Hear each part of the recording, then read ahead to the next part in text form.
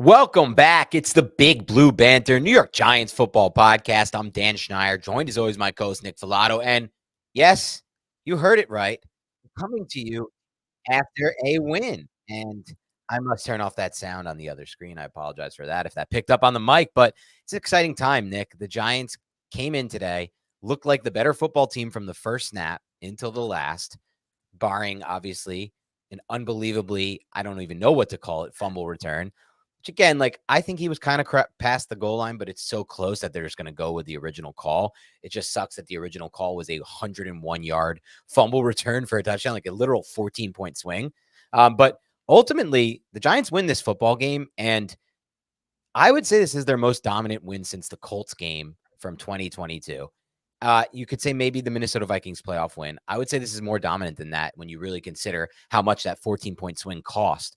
The Giants ran the football today. The Seahawks did not run the football. The Giants protected their quarterback all game. The Seahawks did not protect their quarterback. And the Giants were able to dominate the trenches while also having a lot of other things go right in this game.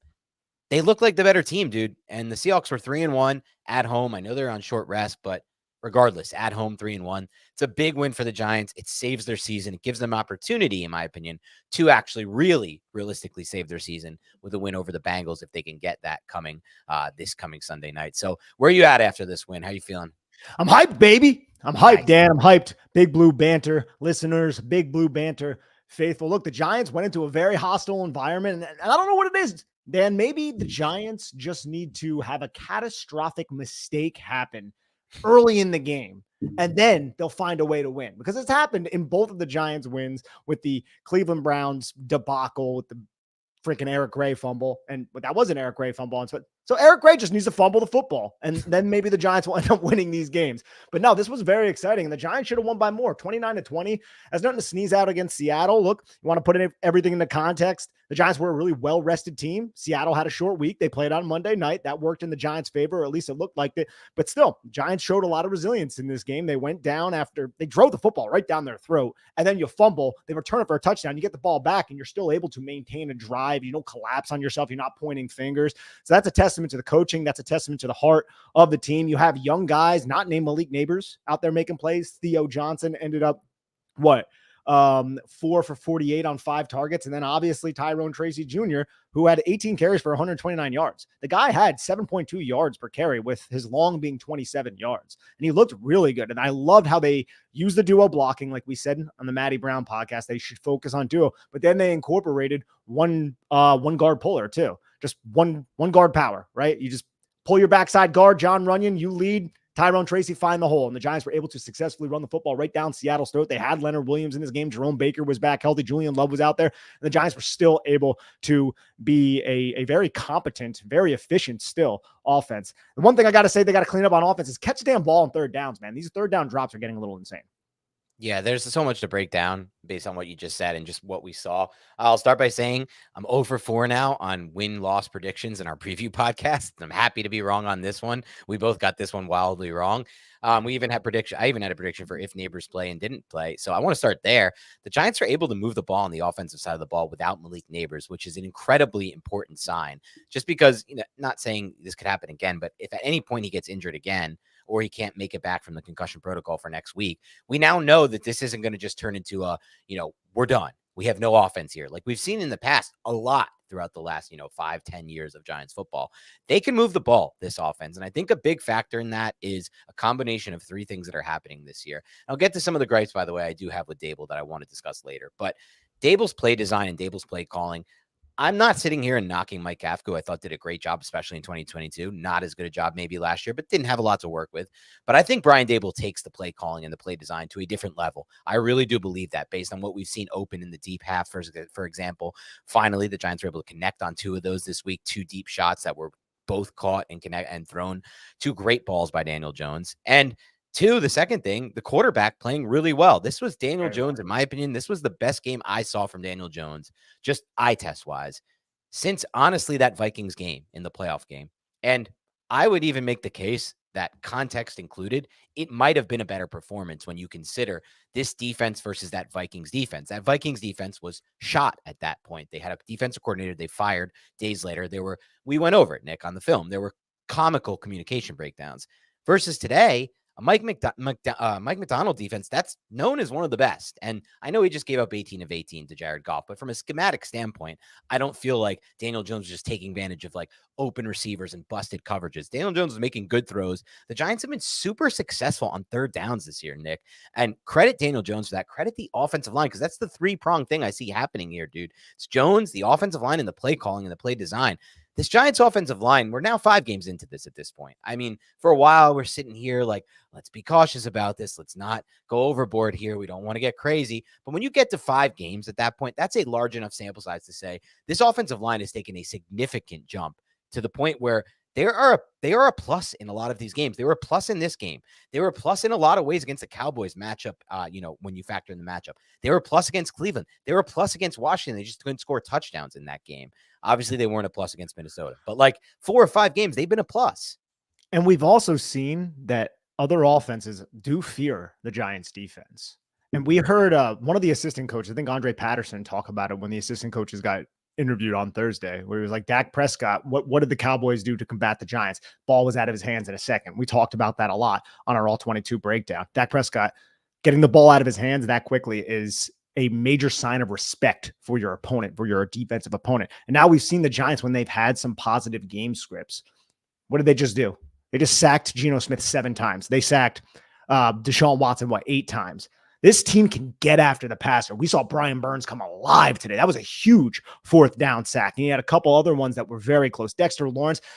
I love what Shane Bowen did up front, Dan. He was crowding that line of scrimmage. He was bringing the pressure, and then he would back off the pressure. But he already brought the pressure earlier in the game. So the protection was set to one-on-one, and that gave Dexter Lawrence these one-on-one matchups against these centers and these guards, and he just absolutely dominated those one-on-one matchups. So the defensive coaching staff did a wonderful job scheming up not free rushers, but one-on-one matchups for their star and their stud defensive linemen, these pass rushers who are getting home now. And that's another development.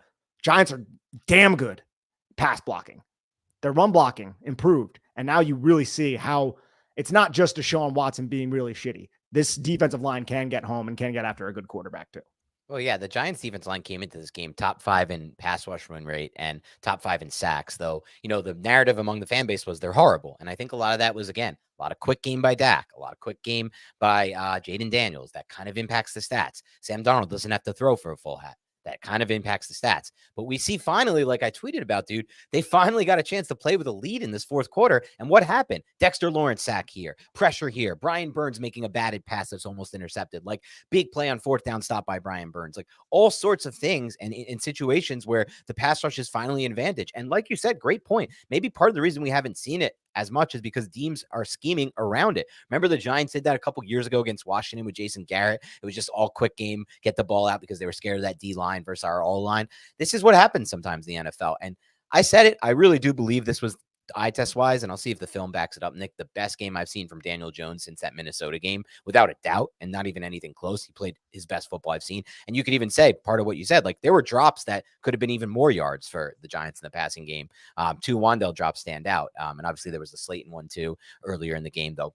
Don't knock Slayton for this game. I mean, he had 8 for 122 with that catch over the middle to waste another 2 minutes of clock at the end. Unbelievable stuff there. But it also, to me, and I don't know if you agree with this one I'm even more strongly I feel about. I think this was the most complete game by the Giants offense, defense, and special teams since that Colts win. Because, and even that is, again, against like some shit opponent that's quit on their coach with Jeff Saturday. This is a 3-1 Seahawks team in their house. Like, adjusted to opponent, this is easily the most complete game I've seen by all 3 phases of the Giants. I wouldn't know what other game would compete for that. Maybe Green Bay last year. Trying to think of Philadelphia last year. There was a pick 6 on Jalen Hurts. Green Bay, even last year, I feel like the defense fell off in the second half. The defense had one bad drive today, but it was really just one bad drive. Exactly. And that was when Grubb went up tempo with Geno Smith. In this game, you had a touchdown on special teams. Like We don't get that. I Like, I when do we ever get special teams touchdowns, ladies and gentlemen? We had 7 sacks, hopefully that's something that we can become more accustomed to. And then the offense was their same efficient self, but that created some explosive plays. And what has been our biggest gripe about Daniel Jones and this offense this season? It's the lack of verticality. It's the inconsistency to the point where we're like, hey, we're not doctors, but is there something wrong with him? Because he's that wildly inaccurate with his deep passes. Not today.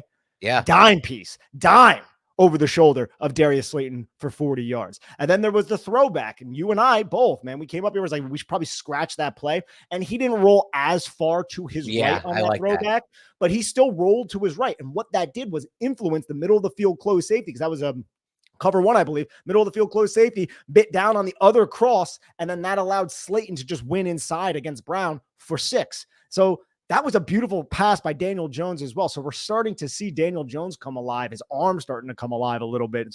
It's exciting to say the least.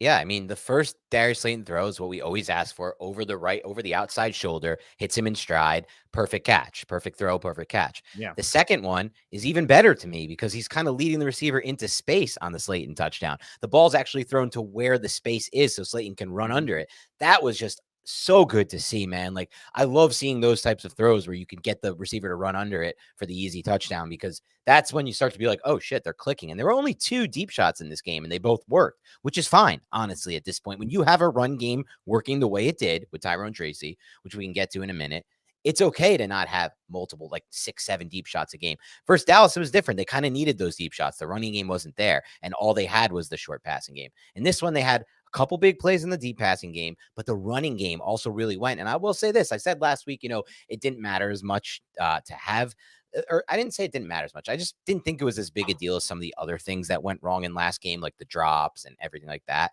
But having winning that physical battle in the run game does make so much of a difference in how the defense is going to, not just how the defense is going to play you, but just how, I think it's almost like the Giants were the more physical team today. It can be summed up as that. And when it's still a game of like, who wants it more than the other. Today, the Giants won. Or just who, like, dude, if I can just run the football down here, that is the most dominating position a football team can take over another football team. It's like, I'm just going to do this simple. This is football 101. We're running the football at you. Stop it. You can't. Cool. Okay, we're going to keep running the football at you. And it set up the play action passing attack. Like, you had Tracy go for what was it, 129? Like I said, 7.2 yards per carry. And there were times where the Giants would just go into the play action, and you saw those linebackers bite up. You saw the weak side safety bite up. And then there's Theo Johnson, big 84, right, just like trugging behind him, 22-yard catch. Giants are moving the football. It's just, once you get that running game going and you have that as an option, it puts such a threat and such a burden on the defense to execute their run fits first, that it allows the play action passing attack to work. And when you're not the most explosive team, you need to rely on those factors. And that's kind of where the Giants are. But today it was all working, and the explosive verticality, when they had those opportunities, they connected on those. And that's when you start winning football games. Yeah. And you mentioned Theo Johnson, who got involved today, 4 catches. We've been talking about Giants involving tight ends in the offense, and it's good to see it actually happen, because this just gives the defense another thing they have to worry about. I even like the design flea flicker, Nick, that had the safety valve of you can check this down to a tight end screen. Love that concept, right? Like, run the flea flicker. I'd love to see a trick play called, but a lot of times I see the quarterback go. Jones looked, it wasn't there, and then they're kind of in like panic mode. They'll scramble, they'll usually throw it away or do something even worse. I like that you have the safety valve. You can just check it down to the tight end screen. Brilliant. And like, brilliant. So won't be surprised if we see coaches take that and put that wrinkle in.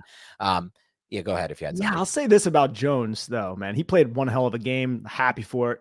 That guy needs to stop taking such huge hits. There were like, I don't think he will, dude. It's his DNA. I know. There were like 3 or 4 in this game where I was like, oh, bro, what are you doing, man? And he just pops up. Like, I've seen so many other quarterbacks take those hits and they're just down. Like, Jones just like pops up. It's just like, oh, okay. I said it. When he's in the open field scrambling or on a design run, it feels like I'm watching a fullback who got his only touch of the game. And he's like, this is my one touch. I got to go for it. He just won't go down easy ever. He's ramming his shoulder into contact. He's slamming forward.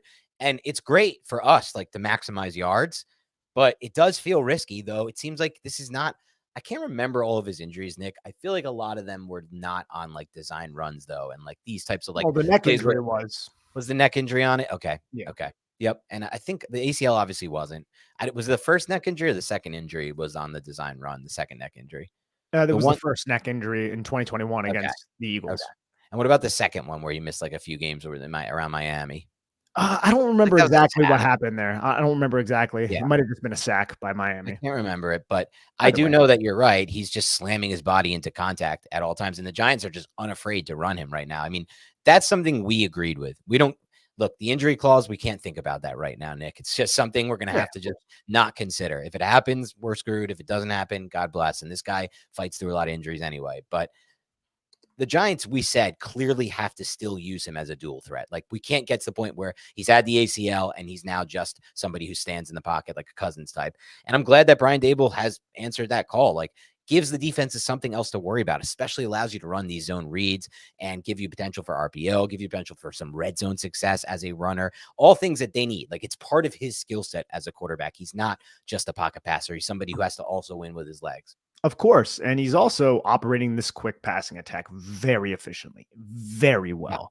He like Daboll is able to design the plays to put Daniel Jones in a position to take advantage of what the defense is doing. He has options and he has to find the answers based on what the defense is doing. And in the quick passing attack, 1, 2, 3, look, read, not there, find the other option. Jones has been doing that well this entire season, other than Minnesota, because Other than Minnesota, Minnesota, right? That was a tough game for him. Yeah. I mean, a case can be made out like this game. Obviously, the deep passing game came alive. He played his best deep passing game of the season. He was 2 for 2.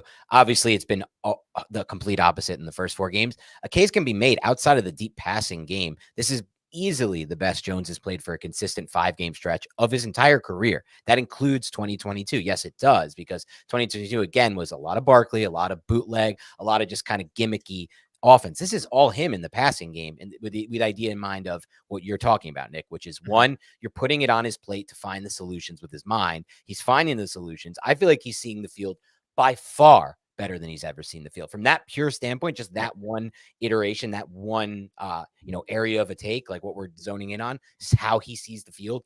I've never seen him see the field like this by any means. And that includes 2022, when, again, it was a lot of gimmicky bootleg offense. So if he can continue to throw the ball well, in addition to see it fast, we're going to get more games like this. And the Giants will have a chance to win. Like, here's the deal. The Giants played really great today on the offensive line, on the defensive line, and at quarterback. That is the literal recipe for winning games. It's no surprise to me they would have blown this game out without that 14-point swing. They would have won this game by 3 possessions without that 14-point fumble swing, which, again, a little bit like, I don't want to blame the refs, but it does look like he's kind of like at the line. It's always so stupid on those. Still, you can't reach over like that and then lose the You football. can't like reach over. He's going for a that's second effort. I get it. And like, it's stupid. Joe Judge is rolling around in Also, his I don't even giant know grave why right they now. wouldn't just have Tyrone Tracy in the game for those plays. Enough. Put Tracy in. He's done I respect you want to give Gray some touches early. Obviously, he was kind of benched after that. Well, Gray was looking really good at that point. He had 37 yards on 2 catches. So yeah, I think that was kind of like his down top was drive. nice. He did he maximized yards on that check down in the red zone. But Tracy's a big dude. I'd love to see him in there for a 4th down in the red zone like that. I just think it's a better option overall. It reminds me of like Barkley in the red zone, just a big guy, hard to bring down. And speaking of Tyrone Tracy, you mentioned the yards per carry despite having just a long of 27. Well, it was much higher until the end of the game. That was weighed down by the end of the game, icing the ball, just, run when everyone knows you're going to run. He was 11 for 107 at one point, averaging 11 yards per carry. And I think a lot of that was outside of that 27-yarder, the vision on some of those 5, 6, 7-yard runs that Tracy gave the Giants. I mean, we'll see when we look at the tape, Nick, and we'll know for sure. But I think this guy is kind of a natural runner. I think he kind of has natural instincts and vision that it was hard for us to judge coming out of the system he came in from Purdue, but we always said, like, it's the same thing with Hyatt, same thing with Neighbors. When we broke down their pros and cons, we're like, this isn't really a con. It's just something like a concern, or not a concern. It's a question mark. Like, we haven't really seen him run from under center. We don't know what his vision is going to be. Well, I think the early signs are really good with Tyrone Tracy, dude. I know for a fact, this is where I'll end this, and I'll turn it over to you, and I'll see your take on this. I know for a fact that when Devin Singletary returns healthy, I do not want to go back to the weeks 1 through 4 split and the running back. I know that for a fact. Maybe Daboll will, maybe he won't. I don't know what they're thinking on that, Nick. But in my mind, it should be damn close to a 50-50 from this point. It's not a knock on Devin Singletary. That's how impressed I was with Tracy. Especially with Devin Singletary dealing with injuries.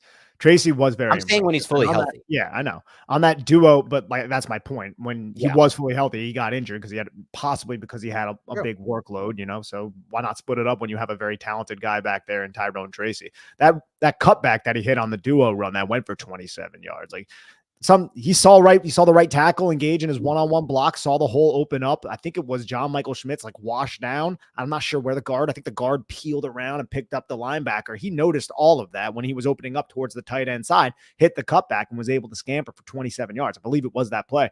So there's a lot of nuances there for somebody who's played running back for like a year and a half at this point. Like this guy has not been a running back all that long. And I think you're spot on when you talk about his natural vision. Like this is somebody who at Iowa, when he was a wide receiver, I'm sure they gave him the football on like screens and he was able to maximize the screens because he was able to find the space when the offensive lineman climbed up to the second level. So I'm hoping he's a bigger part of this offense. And I'm very interested to see how this all works out after this game once Malik Neighbors comes back too. I still would love to give Malik Neighbors 12, 15 targets, but if we start having other players step up, it maybe makes this offense a little bit more balanced. And if these defenses do want to remove Malik Neighbors from us, we'll have other counter punches that will threaten them. That's what I'm hoping, at least. Yeah, it'll be interesting to see how I will say it was still very concentrated, almost in a sense, like Slayton was playing the Malik Neighbors role. But it wasn't in the beginning. In the beginning, it was like right. they hit all the guys who ended up getting catches, all had catches in the first like 2 drives. I'm like, yo, look at the Giants. I remember I noted it. I was like, they're spreading the ball around. This is cool. Running backs, tight ends. Let's get them all involved. Sure. And then they just stopped. Jalen Hyatt, I don't even know who that is. Like I thought Isaiah Hodgins would maybe get involved too. He was out there a little bit. He didn't get any targets, I don't believe. And so it was just like, all right, like only 5 players got targets in this game for the Giants. So it's still very concentrated.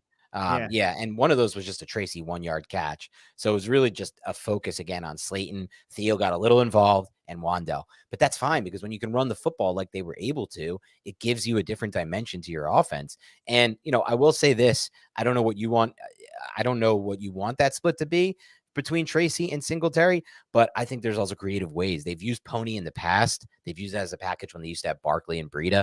I'd love to see them bring that back with Tracy. And they've used it before, but I'd love to see them bring that back as a bigger complement to the offense, something they use more often, because I think Tracy belongs on this. My point in saying that, Nick, is I believe Tracy belongs on the field a lot more than he was in weeks 1 through 4. And I believe that because I believe he's essentially their second best playmaker on the offense. When you consider how easy it is to get him the ball, the situations you can get him the ball in, his vision in space, and then also his contact balance and power, which we saw on a lot of these runs as well. And I loved on the one run he had. I'm sorry, one more thing. I loved on one run he had that ability to kind of understand the space, bounce it to the outside, create that angle for him to take that alley on the outside, and then maximize more yards. Oh yeah, dude. Exactly. I think you nailed that. Tyrone Tracy is too good to not be out there or to only be out there for like 15% of the snaps at this point. So let's get him out there, splitting a little bit more with Devin Singletary once Singletary gets healthy. And Darius Slayton, 8 for 122. Putting his name out there for possible trade offers. Now I'm just messing around, but who knows what's going to happen in the future. If they had blown this game like idiots, like they almost did at the end there, that's when that could have been entertaining. That was feeling very like recent level Giant like. No, that would have been as bad as the Giants opened the game, very recent level Giants, like how the Giants have been recently. Yeah. And then they almost closed the game like that. They were trending towards closing the game like that. And then Isaiah Simmons was like, remember you guys resigned me? I know you didn't really want to play me on defense too much early in the season, but you guys resigned me. This is what I can do. And he blocked that kick. And then Bryce Ford Wheaton was like, I'm on the team too, guys. And he took it to the house, which was dope. And 2 of their wins, their only 2 wins this year, the Giants at 2 and 3, came after the first play, not the first play, but like the beginning of the game was a disaster. They fumble, and then Deshaun Watson throws a 24-yard touchdown, his only good pass of the entire game. 7-0 Browns on the road. Same thing with Seahawks, 7-0 Seahawks, despite you dominating that first drive. To be able to fight back for them, it does show resiliency. Obviously, this win I like even more than the last one for a lot of reasons. The Seahawks are a 3-1 team. The Browns are arguably the worst team in the NFL. I think that was clear today by them getting absolutely demolished. It is crazy since they were able to win so much of Flacco last year.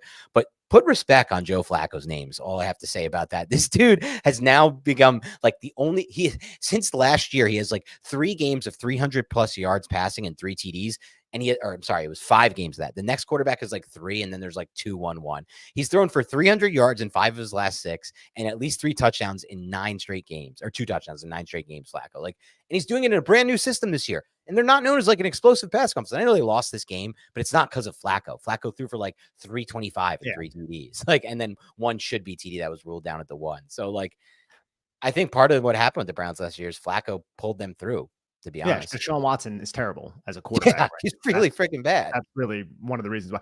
Before the fumble, too, remember the first play of the Giants offense? Oh, Daniel before that, Jones, like, yeah. brought back the pass, he rolled out, and Andrew Thomas, like, stepped on his foot, and he, like, fell, and it was just like, "Oh, geez, like, It this is looked how bad. it's gonna start." But you brought up resilience a little bit before. 3rd and 17, you hit a screen to Eric Gray, ends up taking it for, like, 20 yards or so. "Oh, let's keep moving the football." And then that was when it was, like, another Eric Gray screen was the next call. They were like, "Oh, let's see how Seattle plays this." They didn't play it well. That ended up going, I think, 2 catches for 37 yards, Theo Johnson for 11 yards. That's when I was like, "Oh, they're spreading the ball around." And then they incorporated like 3 quarterback draws on that first drive. And I think in total, Daniel Jones finished with 11 Right. rushes. Wow. Now, I think I don't have it in front of me. Not all of them were scripted run plays, but a lot of them were. So again, using that. But man, what do you want to say about this defense? I saw 31 flying around back there, Tyler New, but I am excited to watch him on tape. I want to see how much Dexter Lawrence absolutely dominated the interior parts of that offensive line, because it seemed like a lot. This is one of those games where have you ever play like Madden or NCAA and Mhm. everybody's hot on your defensive line? Like there's a flame next to everybody, and you just drop back to pass and you like hit your back foot, and then it's just like the pocket just like engulfs the quarterback. That's what it seemed like in this game. It was the same way in the Browns game. So Same let's way in the keep that Browns energy. game, dude. 2 of 5 games, the Giants have been able to do that. That's like, again, people are so down on this Giants pass rush, like collectively, I felt like this week, going into this week and throughout this whole season, like they have such high, maybe it's because they had such high expectations for it, which I'm fine Mm, setting high bars, but like yeah, in 2 of 5 games, they've done what you just said. They've engulfed the offensive line and the quarterback and ruined the game plan up front on the defensive line in the trenches. That's a lot. That's 40% of their games. I bet you look across the NFL and teams still have 0 games where they've engulfed an entire offensive line and dominated in the trenches like the Giants have done in 2 of 5. I would think the majority have 1 game of that. Or no, I would think the majority of 0, somewhere between 0 and 1. And then there's obviously the teams with like the elite pass rushers who probably have done it in every game or 3 or 4 of the yeah. 5 games. But to do it in 2 of 5 is amazing there. Go ahead. We saw Raheem Nunez-Roches and DJ Davidson too come out. I think Davidson Yep. had 2 sacks. Raheem Nunez-Roches had a half sack. He had the PBU at the line of scrimmage. It was an all-out effort by the defensive line. I think we saw Darius Muasau get in this game. I want to monitor that situation for Micah McFadden. I don't know how long that lasted or persisted, but overall, man, this defense, you hardly saw him in the first half because the Giants Yeah. offense did such a damn good job possessing the football, and Seattle scored a touchdown, which basically removes one of the offensive possessions from Seattle. But I think we got to bring this up if we're talking about the defense. Deontay Banks, bro. This was Big the bounce back. Deontay Banks game, man. He not only did he force the fumble on DK Metcalf, he held DK Metcalf to what, 5 catches for 45 yards or something like that, 4 for 55 on 7 targets. We've been waiting to see this Deontay Banks, this version of him, that lockdown. Does he have the potential to be a lockdown number 1? I don't think you or I think he has that Patrick Surtain type of upside. Very few do. But can he actually be your number 1 cornerback? Today, I think he started sealing his name into that conversation. Hopefully he can carry that energy into Cincinnati or against Cincinnati, where he's going to have to see a lot of Jamar Chase and T. Higgins. I think in today's NFL, Nick, there's a lot of athletes who are different of a different generation, even than the one we grew up with and grew up in. Where I think our parents are probably different than the generation of athletes' parents who are currently in the NFL. For example, like a Deontay Banks, any of these young rookies. So it was, I thought, a question mark, open-ended discussion of what was going to happen after he got called out by his coach last week. Jerome Henderson called him out for his performance last week. I'm happy that this ain't another Kadarius Toney type situation. It's the total opposite. He gets called out and he uses that as great coaching. He uses that as a great mentor, somebody who's helping him become who he wants to be. And he responds with his best game of the season by far, Deontay Banks. We'll see if it checks up as much on tape. I think it will. But at least from our vantage point right now, watching on broadcast, his best game of the season.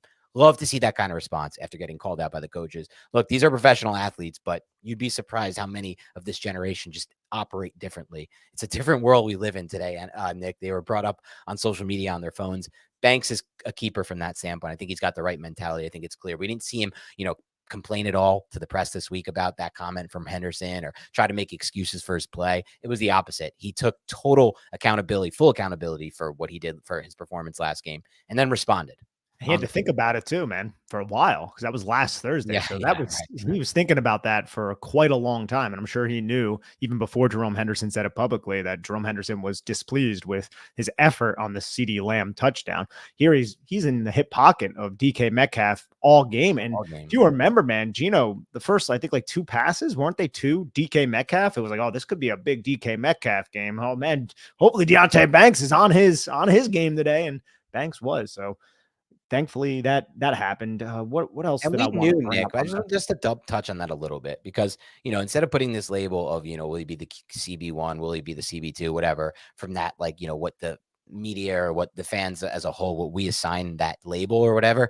More importantly, like, we saw the tape against Marvin Harrison in college. Like, you knew there was that upside. You knew Of there was that course, click and close of ability. course. It's like he hasn't played to that level yet, but this is a young guy developing, right? Like, this is only sometimes it's just good to step back and like put into context how many games these guys have played, these younger players. Like, there is a chance that like that jump could happen at any point. When did it happen for Andrew Thomas, right? Like, the Thomas we saw his rookie year for those first 8 games is nothing like the Thomas we've seen now or the Thomas we've seen since. Just a good barometer to say it's not like every athlete's going to go that way.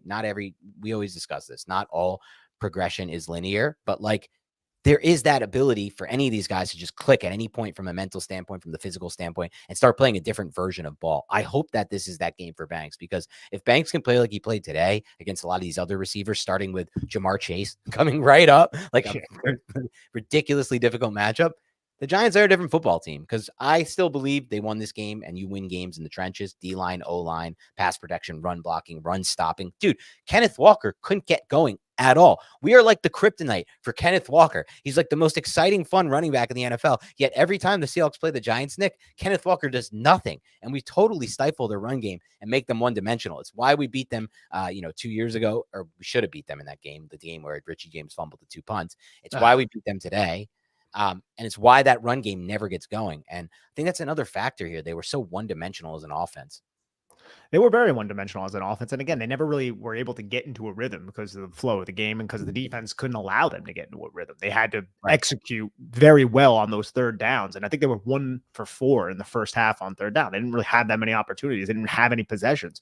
They started going when they started getting it going later in the second half. They started hitting some passes. They were using a lot of up tempo, little check down to Kenneth Walker, makes a guy miss. That's when I was like starting to grab my collar, do the whole Rodney Dangerfield thing. And I was like, oh, geez, this can't, man. If the Giants find a way to blow this, but I don't even know if we're going to be able to handle it. I don't know if we're going to do the podcast. It would have been bleak. It would have been bleak. We would have been here, but it would have been bleak. But yeah, no, massive credit though to Shane Bowen, because he played into the game flow very well. He's like, dude, their offense can't even get into a rhythm because they haven't had the football. Let's just pressure at a Geno Smith. We are going to go after them. We are going to fit the run aggressively, and we are going to blitz like crazy. We are going to bring 5. We are going to bring 6. And we're going to get after him. We're going to dictate to him. And that's exactly what the Giants were able to do, to the point where there were extra guys in protection. And sometimes the Giants would send a simulated pressure. They would send somebody else. They would drop 7 into coverage. No one was open. Geno Smith, the one thing that the Giants kind of really struggled with, because the Giants ended up playing a lot of man coverage in the second half, was Geno Smith in the pocket. Geno Smith had like 3 really long runs. And that was the one thing where it's like Shane Bowen's defense has struggled with that against these mobile quarterbacks. He did with Jaden Daniels. Sometimes they don't have the spy out there when it is man coverage. And we've seen multiple 20-yard rushes by quarterbacks this season. Yeah, it is something that, and I wonder, we'll see it on tape, Nick, to see if it's something they gave him or that it was part of their game plan. We'll have to see what the issue was there. Didn't have a spy on him. Yeah, I think he confirmed man coverage, and the defensive line didn't contain the blocking. Did a good job opening up a hole, and Geno took it.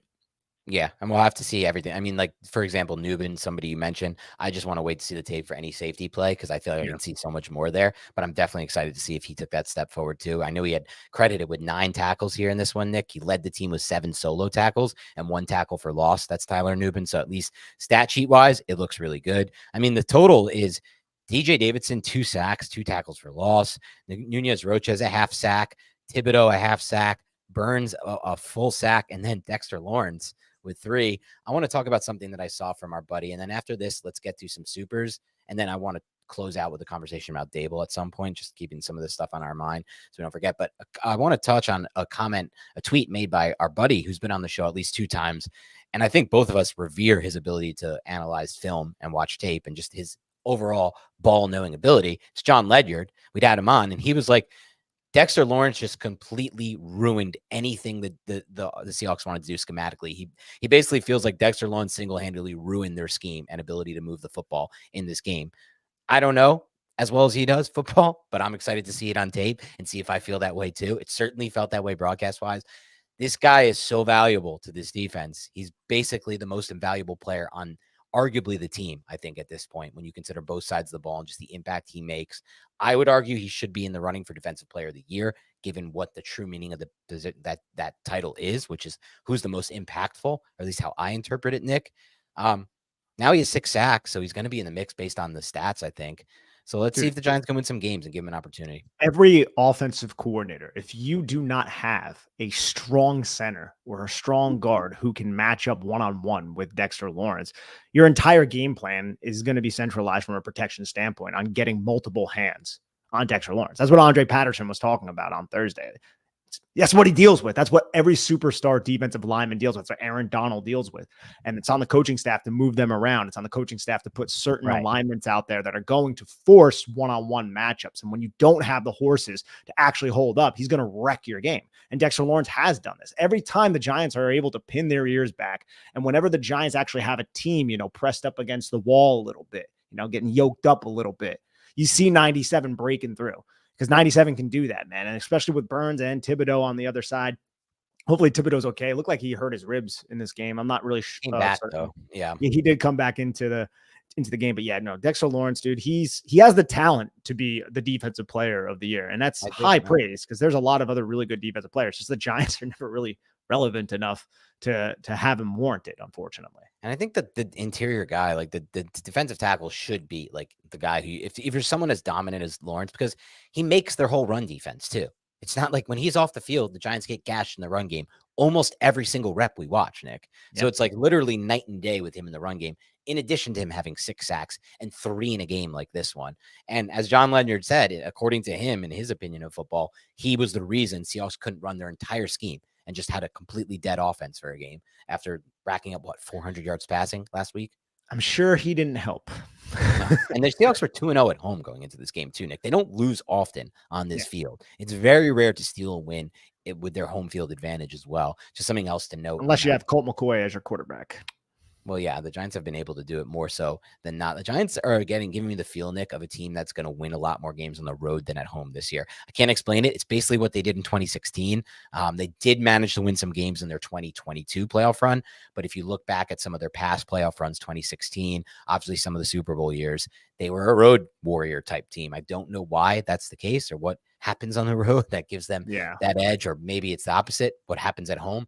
I think a lot of us would argue MetLife is You've been to MetLife Stadium, Oh, plenty of times. I think a lot of us would argue it's not a good home field advantage. Really poor design. Arguably one of the worst designed stadiums in history when you consider how recently it was designed. But look, I'll take it. If they can win games anywhere, Nick, I don't care where it is. I do want at some point talk and question Brian Daboll's late game coaching in this, Nick. But before we do that, I want to take some questions from the supers, and then we'll circle back to that at the end. All righty. Jake, always a great follow. Thank you so much. One thing actually, Nick, before we do that. Okay, never mind. Jake goes. Sorry, Jake. We will put you up in a second, Jake. But I do want to say this, something Billy Costigan mentioned. A lot of people are watching this right now, but only a little bit of you are liking this. Thank you, Billy. Do me a favor, hit the like button. Do Nick and I a favor. We're not asking for much ever on this pod. Like, we don't ask for a lot of things that maybe other pods might. All we're going to ask for is this. Hit the like button when you watch our content. And when you're listening, download and rate it on Spotify or iTunes. But mostly if you're on YouTube, help us get this YouTube page off the ground. And that's the way to do that, is by commenting after the video or during the video and liking it. Those are the big ways to do it. It's the only 2 ways. And hit subscribe if you haven't already. But that's all we'll ever ask. So please, I'm going to keep calling for it. Please like it. And then one other thing on that front, thank you to those who have been donating via the super chat function. For those who don't know, on these live pods, we put out the availability of super chat, which means you can donate a little bit of money to us and get your question asked. So these are the only ways we're actually ever going to ask. That one is a little more costly than hitting the like. The like is a 3-second, hopefully, move over your mouse like I'm doing right now, demonstrating how easy it is. And I know you guys are smart people. I'm not questioning that, but I know it's sometimes we don't like videos. We're just watching, but it means a lot. So hit the like button. And that's all for today, Nick. Dan, Do you get the reference of Billy Costigan Jr.? Do you know No, who that is? No. I should. You ever seen The Departed? The I have. Departed? Yeah, Yeah, I have. that's Oh, he Leo's was that character. character in there? Okay. Yeah. Oh, wow, I didn't know that. Jake, we're running back to you, brother. All right, here we go. Giants win, he says. And then he puts in quotes. DJ can't throw the ball. Malik and Singletary are out.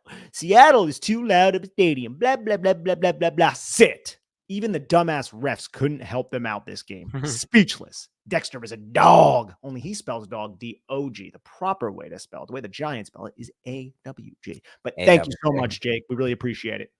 Yeah, thank you so much, Jake, of course, for the donation and supporting the show. Yeah, you nailed it. DJ answered the critics. He threw the deep ball well today. It was 2 for 2 on deep passes, good accuracy on both. Even the one Wan'Dale drop, not the red zone one, the second one, that was one of the best balls I've seen DJ throw in a while as well. I think it was an intermediate shot, Nick, maybe 10 to 15 yards in the air. That hit Wan'Dale on the upfield shoulder with a good ball placement, velocity, timing, like didn't make him turn at all for it or stop or slow down his momentum. Wan'Dale just dropped that one. I don't know what happened there. I don't know if that was even a catch radius thing, Nick. I feel like that was just a concentration drop because it was such a perfectly thrown ball. But yeah, Daniel Jones is, like I said earlier, this is, in my opinion, the best he's ever seen the field by far in his career from a pre to post snap standpoint. Chase, thank you so much. Chase says DJ's elite now. I fear. I would love for Daniel Jones to be elite. It would be amazing, dude. That would be great if he took that step. Yeah. I don't know why you would fear it, Chase. This would change our whole life as fans. Yeah. If he became an elite quarterback, we would literally be the happiest fan base in the entire world. It would mean we were winning 10 to 12 to 14 games a year in competition for the Super Bowl. So that would be something. I think Chase might be suggesting that people are going to suggest that DJ is elite, and he's people will definitely suggest that now, of course. But all right. Is this Joe Jaravicious? Joe Jaravicious? Is that who this is? Nice. All right. Thank you so much, Jay Jaravicious. Though. What's up? That's not.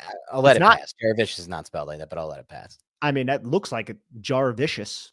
It's one way to maybe spell Jarvicious, but not Jaravicious. Not the wide receiver. Not the Jaravicious. I thought you were referencing. Yeah. Yes. That's what I was referencing because this is a Giants podcast. Had a Wan'Dale and Gray touchdown parlay and fumble. Devastating. So disappointing. How much did you bet on it, Joe Jaravicious? I don't know, but he probably got great odds on that, like plus 1,200 or something insane. To parlay those two things happening is wild. I feel bad for you. You deserve that one. Man Ray, thank you. Said, happy victory Sunday, boys. Tracy running back 1 by week 8. We'll see, Man Ray. We will see. I don't think so, but I will say this, hopefully more of a 50-50 split. And it is interesting, though, because Daboll, throughout his coaching tenure here, Nick, has basically been a one running back guy. For Barkley, you rarely took him off the field. Today, you rarely took Tracy off. Maybe you could say it's because of the fumble with Gray, and that's fair. But I feel like when he sees something working, he leans on it. Same thing with Singletary earlier this year, just leaned on Singletary. So I wonder how it's going to work now that he's seen what Tracy is capable in a full game when he actually gets an opportunity. He loves himself some motor, though, dude. I know. But I'm hoping it's not going to be back to weeks 1 to 4. Jake Andrews, thank you so much. Says, so glad not to have the season completely over by early October. We arguably should be 4-1, but so glad we're not 1-4. Let's keep it going. I think agree, it's fair to say they could. Yeah, they could be 4-1 this year. Like silly. The Washington for sure. That one's easy. They should have won that. And then Dallas. I feel like we're stretching a little bit with the Dallas. Like I understand Dallas is a bit of a stretch. One would say that, but their entire game plan was this: it's Giants. You guys are cute. We have you handled. Like it's okay. That's kind of how I felt. Whereas Washington, it's like this is such a frustrating loss because we did everything to win this game and we still found a way to lose it. Luckily, though, I think that's fair. Yeah, luckily, as Jake said, that didn't happen in week 5. Gil Martinez. Gil, thank you so much. Says Brian D is calling great plays. D is looking good. Pause. He said that, not me, but I was going to say it. DJ played well. Still need an upgrade there. But how do y'all feel about him coming back as a bridge if there are no other options? I think it just depends on how he plays rest of season. This is going to be a opportunity for him to keep his job as the Giants. If he plays like he played today, which again, I think was his best individual performance since the Minnesota game and basically before that. And again, adjusted to opponent, I actually think he played better potentially than the Minnesota game. As crazy as that sounds, just considering how many communication breakdowns there were with that Vikings defense and how shot that Viking scheme was. This was not that example. The Seahawks were home and so were the Vikings, but the Seahawks defense is schematically so much more sound. So If he plays like this and hits the deep shots like he did today, he'll be back. Like that's the thing. They'll bring him back. Now I wonder what they'll do with the contract. That's where it gets really interesting. But let's tackle that, Gil, when we get there. We still have a full season left. We need to see some that play out over the full season, obviously. A lot of time still. Dustin Ballack, thank you so much. I hope I'm saying that correctly.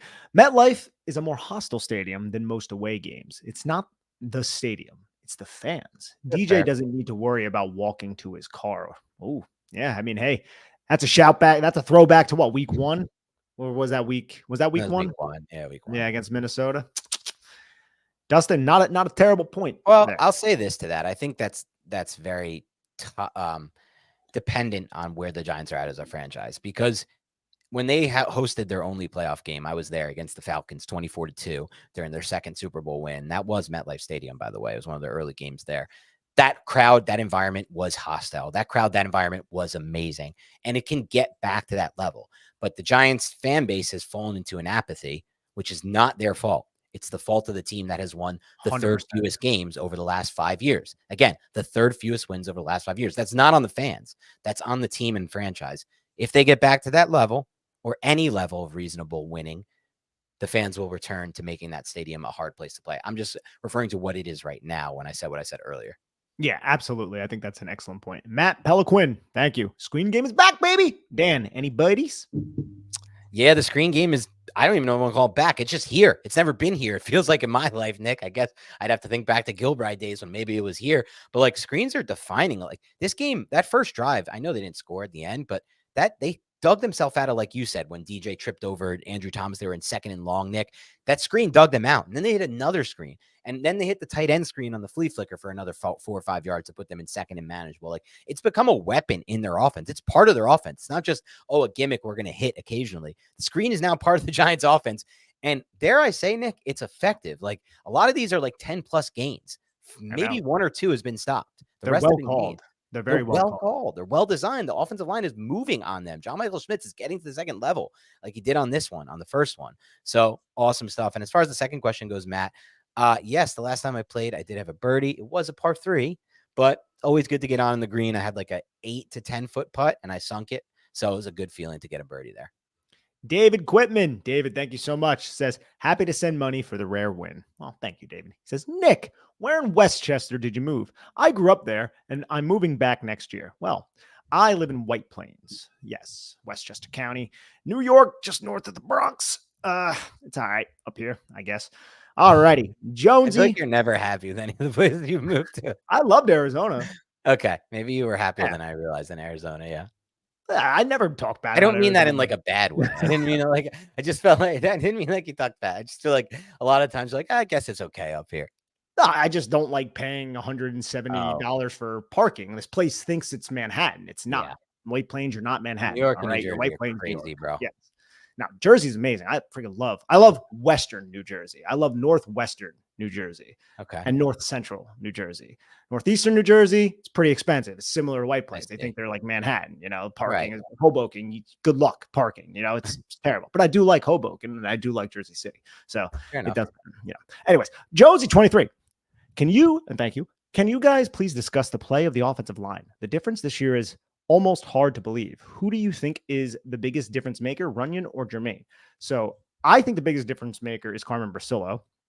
The guy curating it all. He's the one who is laying out the game plan, making the adjustments. But if we are talking about players, I'm going to go with Jermaine Illuminor just because the right tackle position has been one of the worst positions, stone worst positions of the New York Giants for almost a decade at this point. But again, we don't really need to even play that game. Just collectively, they're playing much better because of Jermaine, because of Runyon. I think John Michael Schmitz, with the stability around him, is going to maximize his game. Andrew Thomas being healthy, all of those things play into it. And also, you don't have those Marcus McKethan, or McKeithen, no offense to him, Mark Lewinsky. You don't have those huge liabilities on your line anymore, those vulnerabilities on the line. The line is a stable unit, and we've seen 5 games of stability so far. Yeah, I think there's a lot of factors in answering this one for you, Jonesy. I think one of the main factors is what Nick said at the end there, though. If you talk to a lot of offensive line coaches, they always kind of tend to fall back on the same concept. That concept is you're actually not looking for elite offensive linemen when you field an offensive line. You're looking for not having a really bad weakest link. And those weakest links are what really derails everything. Guys like McKethan starting games, guys like, no offense, Ben Bredesen starting games. He was okay. He was probably the best of that bunch. Yeah, I was going to say Bredesen's probably the best of that He was bunch. the best of that bunch, but Yeah. that's not saying what we want it to be saying. And so this year it just doesn't seem like there's that weak link. At beginning, we were saying, oh, Van Roten, we're looking for a little bit more. We're still probably looking for a little bit more at a right guard position, Nick, but it's not a weak link. That's for sure, right? So it's that big difference, I think, of just not having the guy who's blowing plays and just derailing your whole process. Absolutely. Anthony, thank you so much. Made a donation, didn't say anything. And then Jay Ferris, thank you, says, Dan Schneier, process and analyze the DJ comeback player of the year. The Grateful Dead aren't bailing you out. I'm bullish on this team. Nice. I'm happy you're excited. As far as DJ maybe being comeback player of the year, he's definitely got a chance, right? Coming off the injury, if he plays like he does today, rest of season, he's going to have a good shot. I said it best. He's seeing the field better than he's ever seen it. He's operating the quick game better than I've ever seen him. His ball placement has just been so much better than we've seen on tape over the course of his career. And I don't know what that can be attributed to. I think a lot of throwing to the left in the flat. What'd you say? Throwing to the left in the flat is not good for him for some reason. No, there were two consecutive throws in this game where one was to Wan'Dale, where Wan'Dale had to like jump, spin, make the catch, pirouette, and then just get north to south. And he did. And I was like, damn, not Wan'Dale. I'm like, that's crazy. And there was another, I think, throw to Tyrone Tracy that was off target as well, like at the feet. So I don't know why he's not accurate with those specific passes. And it might have just been like this game. But we had the other one to Wan'Dale late in the game where I think he missed the one time. I didn't think he saw the field that great, where he had Tyrone Tracy wide open on the left, and you could see Tracy like calling after the play. It was the one where Wan'Dale had to like turn and it like high pointed it. You know what I'm talking about? Like a second down. Vaguely. I'm going to rewatch the game here. Yeah, we'll see it obviously after, but like, yeah, but otherwise the ball placement has been much better. Greg Brooks, thank you. DJ Truthers, rejoice. Have fun battling them, Dan. I won't need to battle them, Greg. I don't battle DJ Truthers. I don't care. Like I told you, there's no like takes. Like Nick and I are not coming out here with takes like DJ's horrible, DJ's great, DJ's the best, DJ's the worst. We're literally just analyzing the play. The only take I've ever made on DJ was that I don't think he's good enough to be the guy you pay 40 million or the guy you allocate 15 to 18% of your cap to and expect to win divisions year after year and compete for Super Bowls year after year. And that's the take I've made. That's the take that I have out there. If you call that a bad take, that's fine. I'm willing to accept that and battle you for that. But it's not a week to week thing. It's not like nobody's mad or happy or like he's the worst, he's the best. Like this is the thing that Nick and I struggle with a lot when it comes to any of these discussions. We're just trying to analyze what we see at the moment and prognosticate what we'll see moving forward. But we've never even said like moving forward, like he's horrible, you can't play him. We actually said he gives them the best chance to win. We said that multiple times, myself included, on the mailbag this week.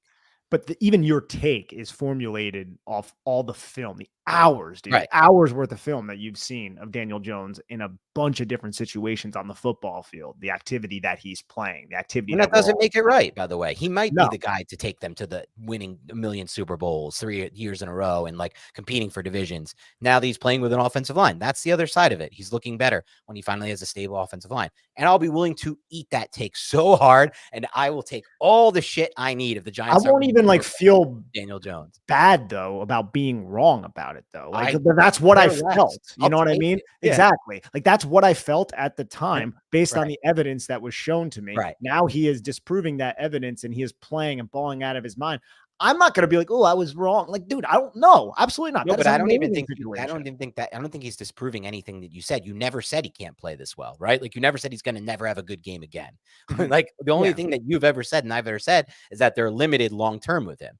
That's not something that's going to change in a game. You start winning divisions year after year, winning 10 to 12 to 13 games year after year, and competing for Super Bowls year after year. That's when that changes. That's when we both say we were dead wrong about this guy long-term with our ceiling projection of him. And I'll be happy to say that because that means I get 100%. To cover a team that wins championships and wins divisions. Like, thank God.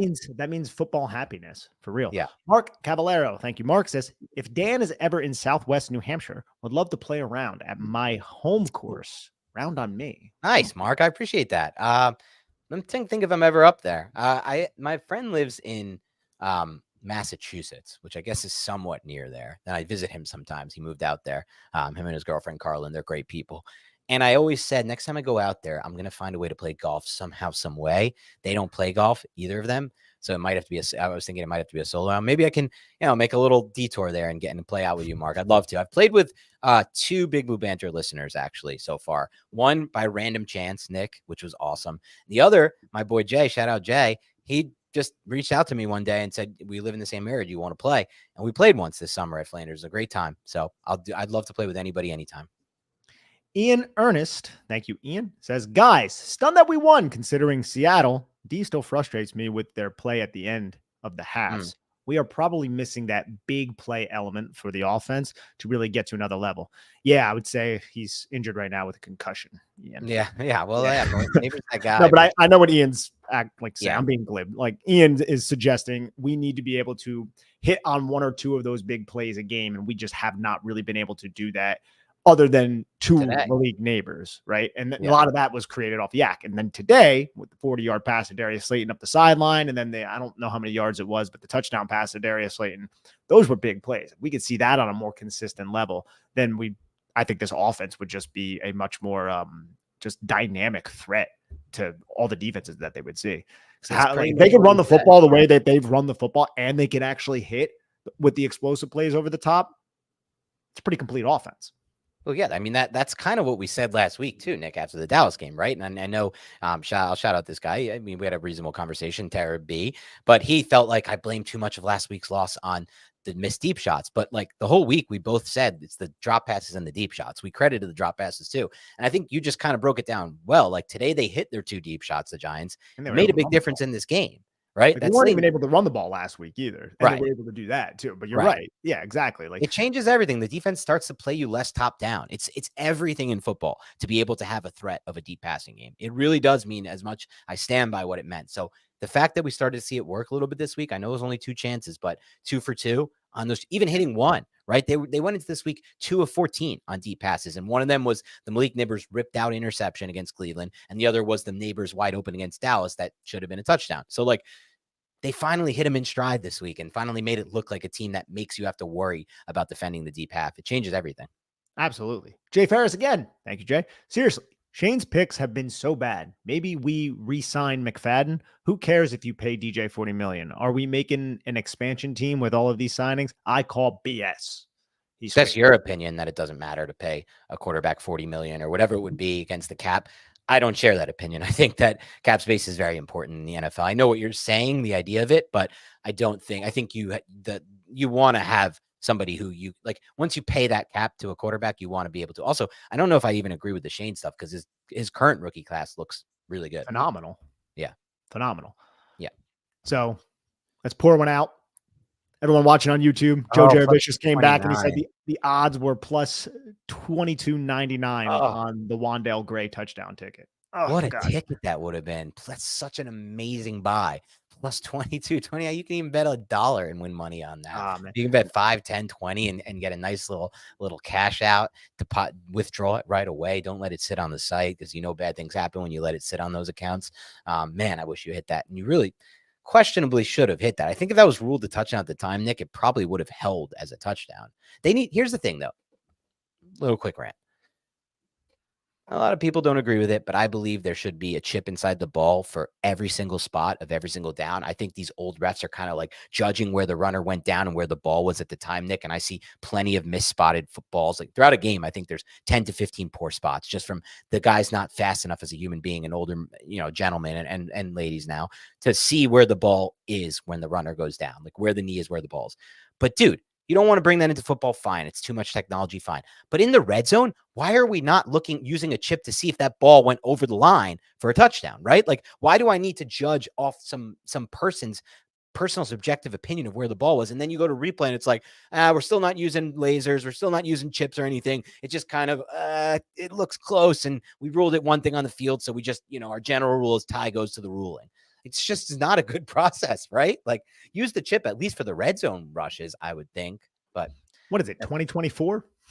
Yeah, like use the chip for the red zone rushes. Give this guy his plus this plus 2,300 ticket. Like he deserves it, Jaravicious. He deserves it. Don't think it's Jaravicious, but Jarvicious deserves it. Hey, Jarvicious, comment, and you don't got to pay since you already paid twice. Comment, and I want to know how exactly do you pronounce this, so we can get on with this. But yeah, no, Dan, those are all the supers. Okay. Let's talk a little bit about Mr. Brian Daboll. Yeah. So here's my thoughts on that. And I'm curious to get your take. Giants won this game. It worked out. It did. They had a big lead in the fourth quarter with only a little bit of time left, a 10-point lead, Nick. And the Seahawks cut that to 3 in a heartbeat and then drove down and made a mistake, obviously on special teams, but would have otherwise tied the game. Yes. In that entire process, Nick, there were multiple red zone trips, one off a Seahawks turnover where they went for 4th and 1 in their own territory, where the Giants got seemingly a little bit conservative or just didn't execute, I think, on some of the red zone trips, settled for field goals, didn't consider going for it on 4th down. Earlier in the game, they had that Wandell drop, didn't consider going for it on 4th down. Later in the game, seems like they were kind of run, let's punt it back to the Seahawks on that final possession before the Seahawks drove down for the touchdown. I just get the feeling, Nick, that besides the Titans game from week 1 of his first game ever coaching with the Giants, Brian Daboll, more times than not, if we look back at his track record, coaches not to lose rather than coaches to win at the end of games. And I understand it's hard to coach to win. It takes a different level, and sometimes it goes wrong. Think about Dan Campbell. Last year, he took a lot of heat for coaching to win, right? There were a lot of 4th down decisions he went for, specifically the 49ers game with the Lions, that came back to bite him. And then he takes a lot of blame for coaching to win. I personally just prefer coach to win. I don't love the coach to lose style, not to lose style. And I think that we've seen it a lot with Brian Daboll. And I'm okay with it at this point because I think he's designing things so well on offense and creating so much offense for them with what they have that I'm good with it, because I remember how bad it was with Garrett and Judge and all these other past offenses. But what are your thoughts on, like, long term with a coach who does seemingly, at least to my eye test, and I'm curious if you agree, coach not to lose a lot? I think a lot of this is situational, and the Okay. Giants had a lead. I'm trying to think of, there was only one situation where it really came up in the second half, because their first field goal in the second half was like 4th and 11. You're not going to go for it there, right? And then the other one was a 4th and 3, and it came after 2 consecutive incomplete passes, right? You had 2 consecutive incomplete passes after, I think, like a 7-yard rush from Tyrone Tracy on 1st down. So I don't remember exactly how those incomplete passes manifested, but there has been a conservative nature with Brian Daboll. I think he can get aggressive if the game flow were to dictate it. I also think he's probably phoning in to all of the analytical department people that the New York Giants have up in the press box or wherever they are. So I think it's a collective decision. I'm not going to hold it against him. I think it's a something that I'm glad we brought up. I don't necessarily have like a strong opinion against it, though. I would think conservative is the word I would use. So just I would say it's more bad feel for how to close out games late on the offensive side of the ball. I think if like Jones, but my point is, so if Jones completed a pass to Wandale Robinson at the line of scrimmage, Wandale makes 2 guys miss, and he sets up a 3rd and 1, and then it's an incomplete pass. Maybe the Giants go for it, but 2 incomplete passes, I don't think that gives him the warm and fuzzy not to go for it there. Rather, kick a field goal and make it a 2-possession. I would have picked a field goal too in that specific spot. So I think I agree with you on that from that standpoint. It's all about just stealing possessions at that point. You're personally enough in the game to do that. That's a good point. Possessions are key, and I think that's how he basically coaches. His whole style is trying to steal possessions and like be so cognizant of that, which I think bakes itself a little into the conservative nature. By the way, great coaches throughout history have played conservatively. McVay, Shanahan, sometimes it cost Shanahan games like today. Bill Parcells, Giants won a lot of games with that style of like maximizing possessions at the end, run, punt in those spots. I just feel like I don't care about him punting, kicking the field goal there at the end, Nick. I kind of feel like he should have ran the ball twice with Tracy on 2nd and 3rd down. That's what I would have called after the 7-yard run on 1st down. When they knew it was a run on 1st down, he still got 7. Why not go back to it? But it was the possession after where I feel like there was just no concern with getting a 1st down is how I felt on that possession after. And it seems like a lot of the times in his coaching career, there's been no concern with 1st downs at the end of those games. It's kind of like, let's just get this ball. Let's waste as much clock as we can, and let's punt it back to them. And Seattle went right back down. I see. I don't know if that's true though, man, because they converted a 3rd and 5 to Darius Slayton. He made the catch, got hit, and I was like, yeah, man. Like, and then I think Slayton ended up leaving the game, and then they ran the football, didn't really get anything. And then after that one. And then Daniel Jones got sacked. Okay, so you're talking about the final possession other than the kneel down. So there's 2 minutes left in the game. The Giants are up by 3. Okay, so you're talking about that possession. Yeah, I still want to go for a 1st down there personally. I mean, they did. They threw the ball on 3rd and 4. It was almost intercepted by Pritchett, though. It was. It wasn't a good. It was throwing the football like Tiki was not chastising him, but he was like, oh, well, that's a decision to throw the ball because now you stop the clock. I think at that time, Seattle had 2 timeouts left. They could have ran the football, possibly picked it up on 3rd and 4. Probably not, though, because Seattle was more selling out to play the run. And then they would have had to burn a timeout, Seattle. Yeah. But instead, he got aggressive and threw the football and it ended up going incomplete, stopping the clock. So I think there's even an argument there that he was aggressive in that situation.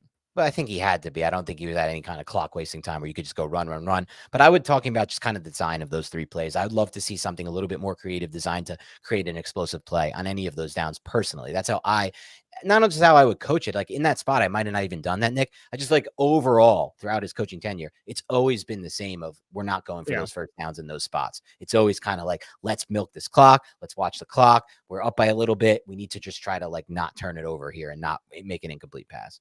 I can understand what you're talking about. I see that too. I think a lot of it also is the team that the Giants have, like throughout much of his tenure here, the Giants have not had a good offensive line. True. Daniel Jones has been his quarterback. If this was a Josh Allen behind a functional offensive line with a weapon like Malik Neighbors, it might be a different story. Oh, fair. All fair points. And we can give him that. Situationally, like you said, Nick, it worked out for him in this game. And I think based on what you said, it might have been the best route for them situationally. It worked. So it was.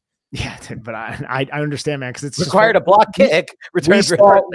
I saw it happening. This is just like how the Giants. You saw the depression coming on, bro, crawling towards you. 4 minutes. It shouldn't have been a concern. We shouldn't have had to worry about losing this game up 10 with 4 minutes. Is kind of all I'm saying there. But it is what it is. I mean, that's just kind of how he coaches.